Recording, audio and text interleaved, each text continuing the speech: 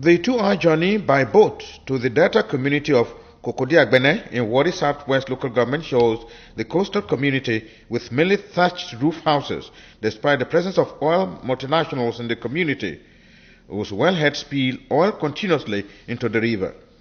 The National Secretary of the Nigerian Society of Environment, Dr. Paul Akporowo, and the National Secretary Center for Peace and Environmental Justice, who led the trip, spoke on their findings. Militarizing oil and gas operation by providing armed security men to provide cover for oil and gas operation.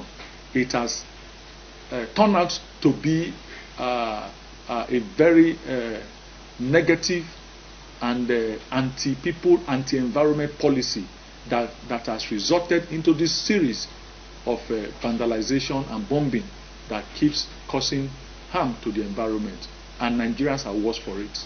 The destruction of our environment in Niger Delta did not start from the bombing of oil installations today by whatever militant group you want to talk about.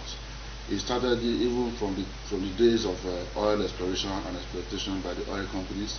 Despite the presence of armed soldiers guarding oil wells and installations in the Delta community, oil spilled from malfunctioning installations have destroyed the farmland and changed the coloration of the river, thereby making it unavailable for fishing.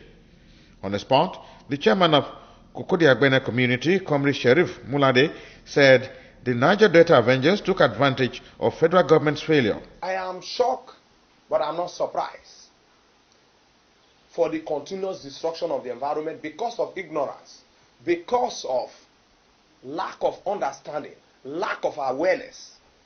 When you destroy an environment, it takes years to remediate.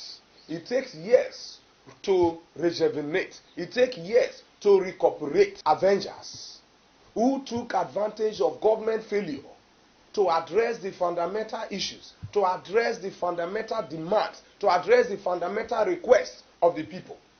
These requests are age-long requests. Meanwhile, at the site of the damaged pipeline repair, no measures were put in place to check the polluted river, as the environmentalists call on militants to embrace dialogue. Not to go into a reprisal, because when you go into a reprisal, you know, that is violence begetting violence. Today you hit, tomorrow the other one will hit, next tomorrow the other one hits, and then it continues like that. What do you see? The environment is going down.